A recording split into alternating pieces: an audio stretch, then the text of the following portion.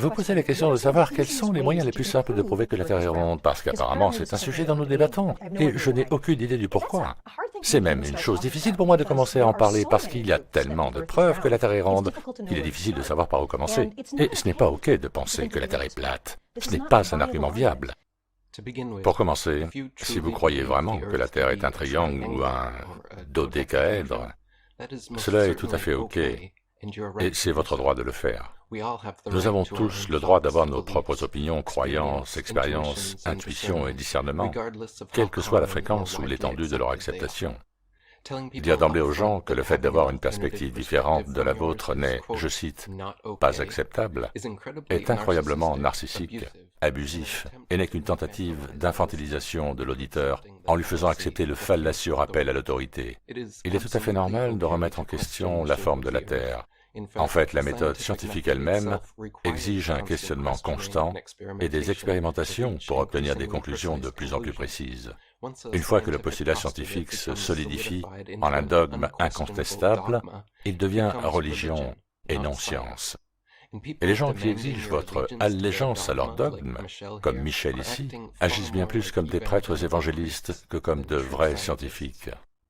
La NASA elle-même a déjà modifié la prétendue forme de la Terre 3 fois dans sa courte histoire, en nous disant tout d'abord que nous vivons sur une sphère parfaite, puis en changeant de forme pour devenir une sphère aplatie au pôle, puis se transformant à nouveau en une poire sphéroïde boursouflée à l'hémisphère sud.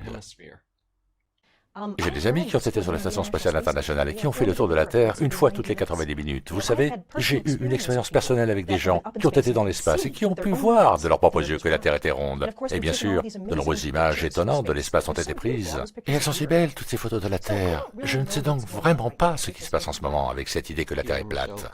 Ici, Michel nous livre avec condescendance 2 autres exemples de sophisme, à savoir le oui-dire et un autre rappel à l'autorité.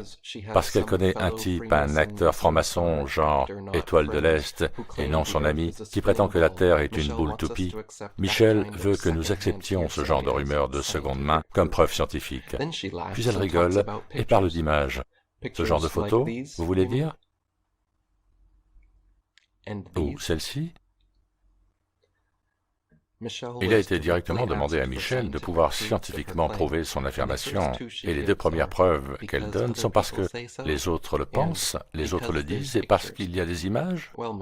Bien, Michel, je sais que vous le savez déjà, mais les gens peuvent mentir. Les images peuvent être truquées, et aucune de celles-ci ne peuvent être acceptées comme preuve scientifique. Alors pourquoi tournez-vous autour de cette question à l'aide de sophismes et de condescendance, au lieu de simplement fournir des preuves concrètes de votre affirmation?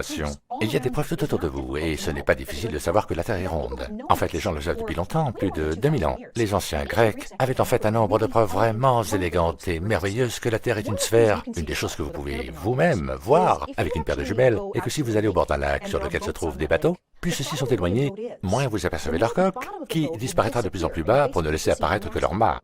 Et alors que les bateaux continuent de s'éloigner de plus en plus loin, la dernière chose que vous verrez sera le haut de leur mât. Ceci parce que les bateaux dépassent l'horizon qui est courbé. Donc une fois qu'elle a enfin fait le tour de ces soi-disant 3 preuves scientifiques que la Terre est une boule, on constate qu'elles proviennent toutes d'astronomes de la Grèce antique, qui ont été discrédités depuis leur présentation, même à cette époque.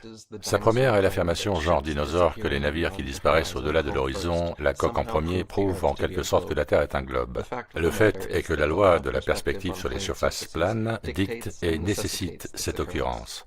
Par exemple, une fille portant une robe qui s'éloigne vers l'horizon semblera s'enfoncer dans la terre au fur et à mesure qu'elle avance. Ses pieds disparaîtront en premier, et la distance entre le sol et le bas de sa robe diminuera progressivement jusqu'à environ un demi-mile. Il semble que sa robe touche le sol alors qu'elle marche avec des jambes invisibles. La même chose se produit avec les voitures qui s'éloignent à grande vitesse. Les essieux s'abaissent progressivement et les roues disparaissent, jusqu'à ce qu'il semble que la voiture glisse sur sa carrosserie. Tel est le cas sur les surfaces planes. Les parties les plus basses d'un objet qui s'éloigne d'un point d'observation donné disparaissent nécessairement avant ses parties les plus hautes. Aujourd'hui, avec les télescopes et les appareils photo modernes, nous pouvons également le prouver en zoomant avec succès sur les navires qui ont dépassé l'horizon, ce qui les ramène complètement à la vue, la coque et tout le reste. Maintenant, une autre manière de constater que vous êtes sur une sphère est de se demander comment il existe sur une Terre une chose appelée les tropiques. Les tropiques sont des endroits situés à proximité de son équateur, où par moment le soleil est à l'aplomb de votre tête dans le ciel. Et c'est en fait quelque chose que les Grecs ont utilisé non seulement pour prouver que la Terre était ronde il y a environ 2000 ans, mais aussi pour mesurer précisément sa circonférence, avec une marge d'erreur de juste 2%. Il y avait un scientifique grec vraiment brillant appelé Ératosthène, et celui-ci remarqua que dans la ville de Sienne, à une certaine date, le soleil brillait tout droit jusqu'au fond d'un puits, ce qui signifie que le soleil était à l'aplomb de celui-ci. Vous pouviez regarder en bas du puits et voir le reflet du soleil vous revenir. Et à exactement la même date, plus loin, dans la ville d'Alexandrie, ce phénomène ne se produisait pas. Le soleil n'était pas à l'aplomb de votre tête, il y avait un léger angle. Et tout ce qu'Ératosthène a fait est de mesurer la différence de l'angle du soleil. Et il a déduit que ce changement d'angle d'une ville par rapport à l'autre était probablement le signe que nous étions sur une surface incurvée. Donc, une autre preuve très simple est qu'à n'importe quelle date, dans différentes villes et dans différents lieux autour du monde, le soleil se situe à un angle différent dans le ciel, ce qui n'arrivait pas si la Terre n'était pas ronde. Pour sa deuxième preuve supposée, Michel nous raconte l'histoire d'Ératosthène qui a noté qu'à midi à Sienne, pendant le solstice d'été, le soleil ne produisait pas d'ombre et que ses rayons pouvaient atteindre directement le fond de son puits, alors que dans le même temps à Alexandrie, une barre métallique verticale fichée dans le sol produisait une ombre importante, en tenant compte de la longueur de l'ombre et de sa distance supposée avec le soleil. Ératosthène utilisa une méthode de mesure de la circonférence de la Terre proche de ce que les astronomes héliocentriques utilisent encore aujourd'hui. Cependant, le fait est que les calculs d'Ératosthène ont été faits en supposant que le Soleil était à des millions de kilomètres, de sorte que ses rayons se projettent de manière parfaitement parallèle, même sur des points aussi divergents que Sienne et Alexandrie. Ce postulat erroné a conduit à sa conclusion tout aussi erronée, qui a finalement été exposée dès l'invention du sextant nautique. En utilisant des sextants et la trigonométrie du plan par la mesure de l'angle du Soleil simultanément entre deux points de la Terre et en tenant compte de leur distance l'un par rapport à l'autre, le théorème de Pythagore révèle à la fois la hauteur et les dimensions du Soleil. En utilisant cette méthode, il a été calculé à plusieurs reprises que le Soleil et la Lune étaient d'environ 32 miles de diamètre et à 3000 miles de la surface de la Terre.